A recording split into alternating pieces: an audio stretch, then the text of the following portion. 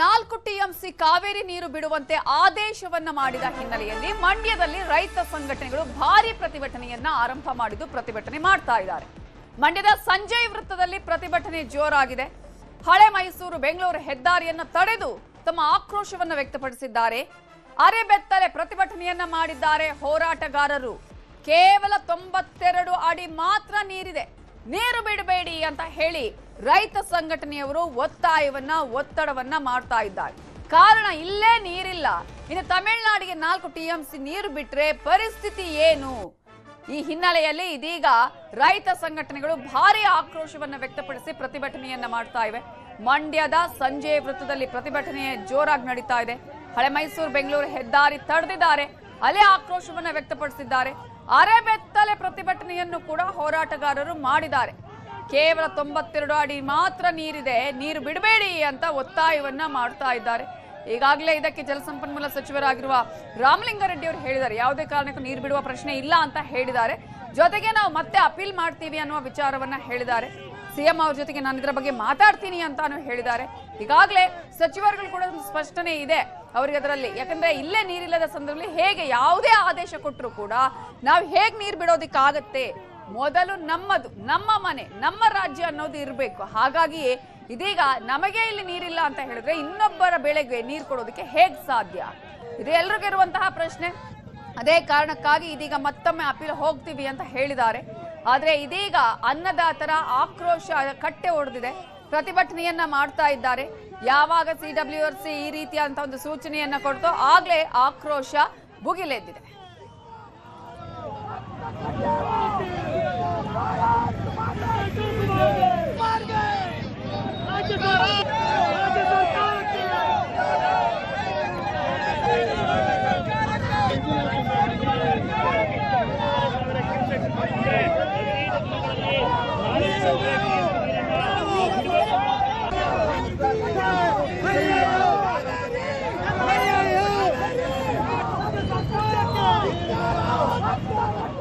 ಇದರ ಬಗ್ಗೆ ಇನ್ನಷ್ಟು ಡೀಟೇಲ್ಸ್ ಕೊಡೋದಕ್ಕೆ ನಮ್ಮ ರಿಪೋರ್ಟರ್ ಸುನಿಲ್ ಈಗ ಫೋನ್ ಸಂಪರ್ಕದಲ್ಲಿ ಜಾಯ್ನ್ ಆಗಿದ್ದಾರೆ. ಸುನಿಲ್, ಈಗಾಗಲೇ ಸಿಡಬ್ಲ್ಯೂಆರ್ಸಿ ಕೊಟ್ಟಂತಹ ಒಂದು ಆದೇಶ, ಈಗಾಗಲೇ ಮೊದಲೇ ಕರ್ನಾಟಕದಲ್ಲಿ ಕನ್ನಡಿಗರಿಗೆ ನೀರಿಲ್ಲ ಅನ್ನುವ ಪರಿಸ್ಥಿತಿಗೆ ಮತ್ತೊಂದು ರಾಜ್ಯಕ್ಕೆ ನೀರು ಕೊಡಬೇಕಾ ಅನ್ನುವಂಥದ್ದು. ಸೊ ಈ ಹಿನ್ನೆಲೆಯಲ್ಲಿ ಈಗ ಅಲ್ಲಿನ ರೈತ ಸಂಘಟನೆಯವರು ಯಾವ ರೀತಿಯಾಗಿ ಪ್ರತಿಭಟನೆಯನ್ನ ಮಾಡಿ ಒತ್ತಾಯವನ್ನ ಮಾಡ್ತಿದ್ದಾರೆ?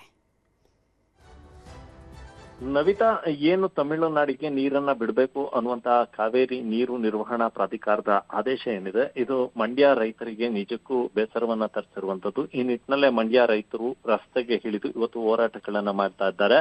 ಮಂಡ್ಯದ ಸಂಜಯ ವೃತ್ತದಲ್ಲಿ ಅರೆಬೆತ್ತಲೆ ಪ್ರತಿಭಟನೆಗಳನ್ನ ಮಾಡಿದ್ರು. ಜೊತೆಗೆ ರಸ್ತೆಯಲ್ಲೇ ಉರುಳು ಸೇವೆಗಳನ್ನ ಮಾಡುವ ಮೂಲಕ ಸರ್ಕಾರದ ವಿರುದ್ಧ ಆಕ್ರೋಶಗಳನ್ನ ಕೂಡ ವ್ಯಕ್ತಪಡಿಸಿದ್ರು. ಯಾಕಂತಂದ್ರೆ ನಮ್ಮ ರಾಜ್ಯದ ಅಧಿಕಾರಿಗಳು ಕಾವೇರಿ ನೀರು ನಿರ್ವಹಣಾ ಪ್ರಾಧಿಕಾರದ ಮುಂದೆ ಸಮರ್ಪಕವಾಗಿ ಸರಿಯಾದ ರೀತಿ ಮಾಹಿತಿಯನ್ನ ಕೊಡ್ತಾ ಇಲ್ಲ. ಹೀಗಾಗಿ ಪದೇ ಪದೇ ತಮಿಳುನಾಡು ಪರವಾಗಿ ಕಾವೇರಿ ನೀರು ನಿರ್ವಹಣಾ ಪ್ರಾಧಿಕಾರ ಆದೇಶವನ್ನ ಕೊಡ್ತಾ ಇದೆ. ಹೀಗಾಗಿ ನಮ್ಮ ಸರ್ಕಾರ ಮೊದಲು ಎಚ್ಚೆತ್ಕೊಂಡು ಇಲ್ಲಿರುವಂತ ವಸ್ತುಸ್ಥಿತಿ, ಅಂದ್ರೆ ಡ್ಯಾಮ್ ನಲ್ಲಿ ಎಷ್ಟು ನೀರಿದೆ, ಎಷ್ಟು ಸಾಕಾಗುತ್ತೆ, ನಮಗೆ ಇಲ್ಲಿ ಬೆಳೆ ಬೆಳೆಯೋದಿಕ್ಕೆ ಸರ್ಕಾರ ಈಗಾಗಲೇ ಬಿತ್ತನೆಯನ್ನ ಮಾಡಬೇಡಿ ಅಂತ ಹೇಳಿದೆ. ಇಂಥ ಸಂದರ್ಭಗಳಲ್ಲಿ ಈ ವಸ್ತುಸ್ಥಿತಿಗಳನ್ನ ಯಾಕೆ ಕಾವೇರಿ ನೀರು ನಿರ್ವಹಣಾ ಪ್ರಾಧಿಕಾರದ ಮುಂದೆ ಇಡ್ತಾ ಇಲ್ಲ ಅನ್ನುವಂತ ಆಕ್ರೋಶವನ್ನ ಇಲ್ಲಿನ ರೈತರು ವ್ಯಕ್ತಪಡಿಸ್ತಾ ಇರುವಂತದ್ದು. ಈ ನಿಟ್ಟಿನಲ್ಲಿ ಸಾಕಷ್ಟು ಆಕ್ರೋಶಗಳನ್ನ ಇವತ್ತು ಸಂಜೆಯ ವೃತ್ತದಲ್ಲಿ ರೈತರು ಮಾಡಿದ್ರು, ಅರೆಬೆತ್ತಲೆ ಪ್ರತಿಭಟನೆಗಳನ್ನ ಮಾಡಿದ್ರು. ಯಾವುದೇ ಕಾರಣಕ್ಕೂ ತಮಿಳುನಾಡಿಗೆ ನೀರನ್ನ ಹರಿಸಬಾರ್ದು, ಒಂದು ವೇಳೆ ಏನಾದ್ರೂ ಹರಿಸಿದ್ರೆ ಉಗ್ರವಾದಂತ ಹೋರಾಟವನ್ನ ಮುಂದಿನ ದಿನಗಳಲ್ಲಿ ಮಾಡ್ತೇವೆ. ಸರ್ಕಾರ ಯಾವುದೇ ಕಾರಣಕ್ಕೂ ಕೂಡ ಏನು ಕಾವೇರಿ ನೀರಾವರಿ ನಿರ್ವಹಣಾ ಪ್ರಾಧಿಕಾರ ಆದೇಶವನ್ನ ಕೊಟ್ಟಿದೆ, ಆ ಆದೇಶವನ್ನ ಪಾಲನೆ ಮಾಡಬಾರ್ದು ಅನ್ನುವಂತ ಆಗ್ರಹಗಳನ್ನ ಮಂಡ್ಯ ರೈತರು ಮಾಡ್ತಾ ಇರುವಂತದ್ದು ಅನ್ನೋದಿತ್ತ. Okay, thank you Sunil ಡೀಟೇಲ್ಸ್ಗೆ.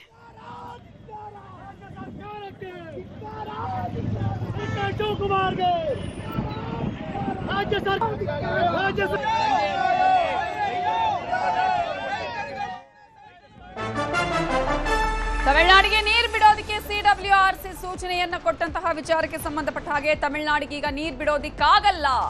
ಜಲಸಂಪನ್ಮೂಲ ಸಚಿವ ರಾಮಲಿಂಗಾರೆಡ್ಡಿ ಹೇಳಿಕೆಯನ್ನ ಕೊಟ್ಟಿದ್ದಾರೆ. ಯಾವುದೇ ಕಾರಣಕ್ಕೂ ತಮಿಳುನಾಡಿಗೆ ನೀರು ಬಿಡೋದಿಲ್ಲ ಅನ್ನುವಂತಹ ಹೇಳಿಕೆಯನ್ನ ಕೊಟ್ಟಿದ್ದಾರೆ. 15 ದಿನ 3,500 ಕ್ಯೂಸೆಕ್ ನೀರು ಹರಿಸೋದಕ್ಕೆ ಸಿಡಬ್ಲ್ಯೂಆರ್ಸಿ ಆದೇಶ ಮಾಡಿದೆ. ಸದ್ಯ ರಾಜ್ಯದಲ್ಲಿ ಬರಗಾಲದ ಪರಿಸ್ಥಿತಿ ಇದೆ, ಬರಗಾಲದ ಸಂಕಷ್ಟ ಎದುರಾಗಿದೆ. ನೀರು ಬಿಡೋದಿಕ್ಕಾಗಲ್ಲ ಅಂತ ನಾವು ಹೇಳಿದ್ದೇವೆ. ಸಭೆಯಲ್ಲಿ ಕರ್ನಾಟಕದ ಅಧಿಕಾರಿಗಳು ಇನ್ನ ವಾಸ್ತವ ಸ್ಥಿತಿಯನ್ನ ಹೇಳಿದ್ದಾರೆ. ನೀರು ಬಿಡೋದಕ್ಕೆ ಆಗದಿರುವ ಪರಿಸ್ಥಿತಿಯನ್ನ ವಿವರಿಸಿದ್ದಾರೆ. ಸಿಡಬ್ಲ್ಯೂಆರ್ಸಿ ಆದೇಶದ ವಿರುದ್ಧ ಮತ್ತೆ ಅಪೀಲ್ ಹೋಗ್ತೇವೆ. ಈ ಸಂಬಂಧ ಸಿಎಂ ಡಿಕೆ ಶಿವಕುಮಾರ್ ಅವರ ಜೊತೆಯೂ ಚರ್ಚೆ ಮಾಡ್ತೇನೆ ಅಂತ ನವದೆಹಲಿಯಲ್ಲಿ ಸಚಿವ ರಾಮಲಿಂಗಾರೆಡ್ಡಿ ಹೇಳಿಕೆಯನ್ನ ಕೊಟ್ಟಿದ್ದಾರೆ.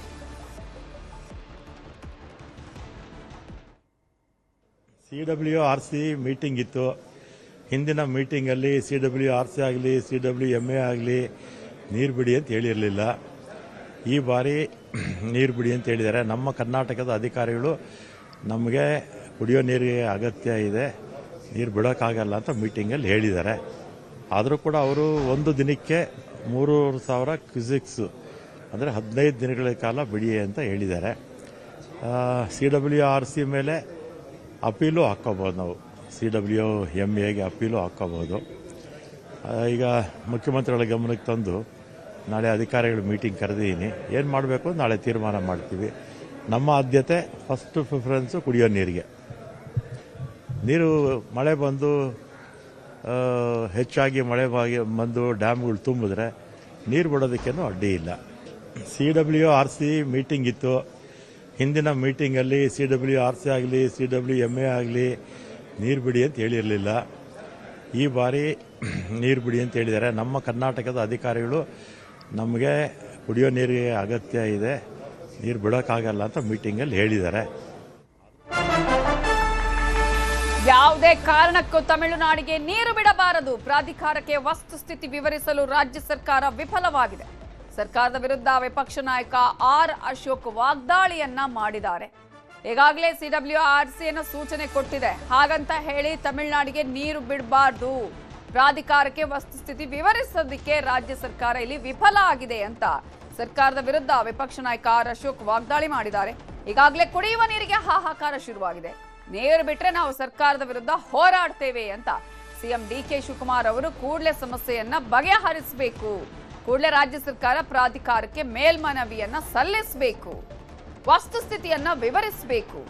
ರಾಜ್ಯ ಸರ್ಕಾರ ಕಾವೇರಿ ಪ್ರಾಧಿಕಾರ ಕೊಟ್ಟಿರುವ ಈ ಸೂಚನೆಯನ್ನ ಯಾವುದೇ ಕಾರಣಕ್ಕೂ ಪಾಲಿಸಬಾರದು ಅಂತ ಸರ್ಕಾರಕ್ಕೆ ಆರ್ ಅಶೋಕ್ ಒತ್ತಾಯವನ್ನ ಮಾಡಿದ್ದಾರೆ.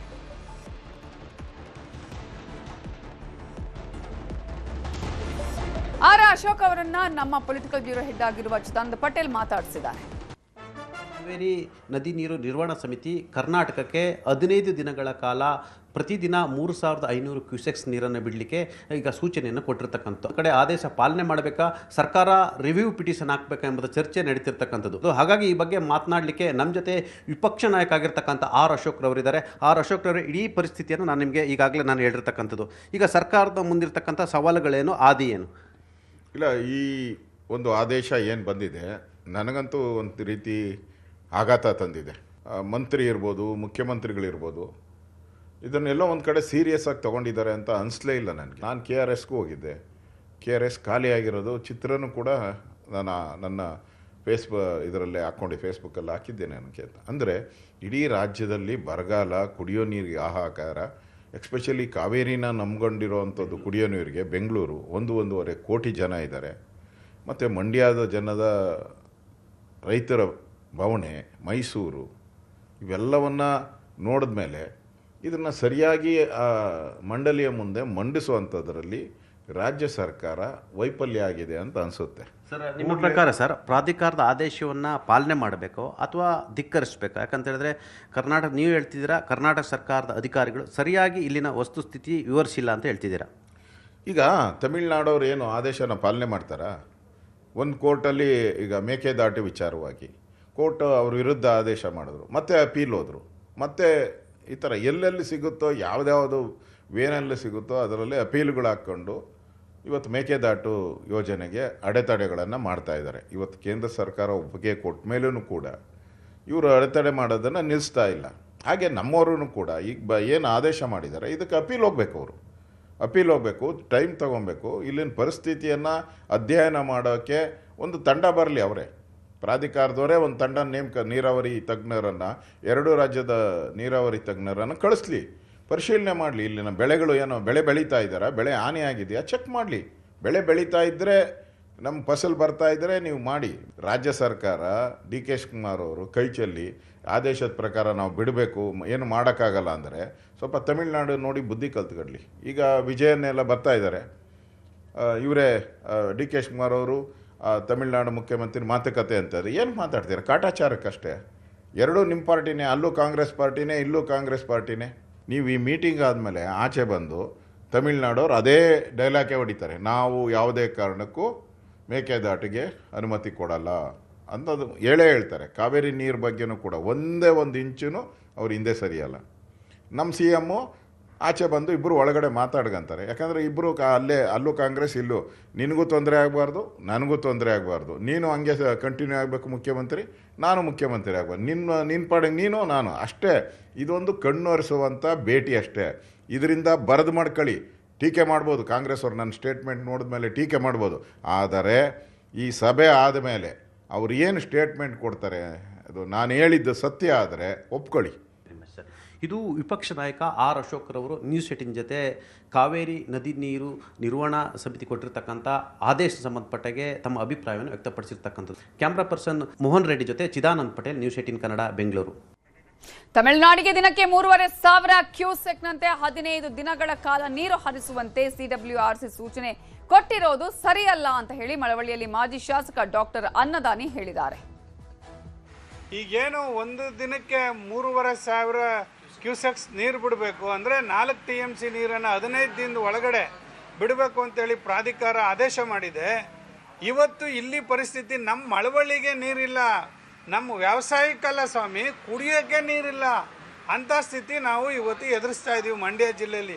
ನೀರು ಎಲ್ಲಿಂದ ಬಿಡೋಕ್ಕಾಗುತ್ತೆ? ಮಾನ್ಯ ಡಿ ಕೆ ಶಿವಕುಮಾರ್ ಜಿ ಅವರೇ, ನಾವು ಇಷ್ಟೇ ಹೇಳೋದು, ಯಾವುದೇ ಕಾರಣಕ್ಕೂ ಸಂದರ್ಭದಲ್ಲೂ ಬಂಗಾರಪ್ಪನವ್ರು ಏನು ನಿಲುವು ತಗೊಂಡಿದ್ರು ನೀರು ಬಿಡಲ್ಲ ಅಂತೇಳಿ, ದೇವೇಗೌಡ ಸಾಹೇಬ್ರು ಏನು ನೀರು ಬಿಡಲ್ಲ ಅಂತ ಹೇಳಿದರು, ನಿಲುವು ತಗೊಂಡಿದ್ರು, ಆ ನಿಲುವಿಗೆ ನೀವು ಕಟಿಬದ್ಧರಾಗಿ ಇವತ್ತು ತಮಿಳ್ನಾಡಿಗೆ ಮಳೆ ಬರ್ತಕ್ಕಂಥದ್ದು ಅವಕಾಶ ಇದೆ. ಇನ್ನು ಮುಂದಿನ ತಿಂಗಳು ಮಳೆಗಾಲ ಅಲ್ಲಿ ತಮಿಳ್ನಾಡಲ್ಲಿ. ಇಲ್ಲಿ ಮಳೆಗಾಲ ಇದ್ದು ಒಟ್ಟೋಗಿದೆ, ಸಂಪೂರ್ಣವಾಗಿ ಮಳೆಗಾಲ ಕಂಪ್ಲೀಟ್ ನಾಶ.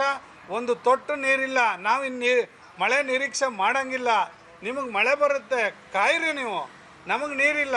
ದಯಮಾಡಿ ಡಿ ಕೆ ಶಿವಕುಮಾರ್ ಜಿ ಅವರೇ, ಯಾವ ಕಾರಣಕ್ಕೂ ಕೂಡ ನೀರು ಹರಿಸಬಾರ್ದು. ನೀವೇನಾದರೂ ನೀರು ಹರಿಸಿದ್ರೆ ಮಂಡ್ಯ ಜಿಲ್ಲೆಯಲ್ಲಿ ಮತ್ತೊಂದು ದೊಡ್ಡ ಪ್ರತಿಭಟನೆಯನ್ನು ನೀವು ಎದುರಿಸಬೇಕಾಗುತ್ತೆ ಅಂತ ಈ ಮುಖಾಂತರ ಮಾಜಿ ಶಾಸಕನಾಗಿ ನಿಮಗೆ ಎಚ್ಚರಿಕೆ ಕೊಡ್ತಾ ಇದ್ದೀನಿ.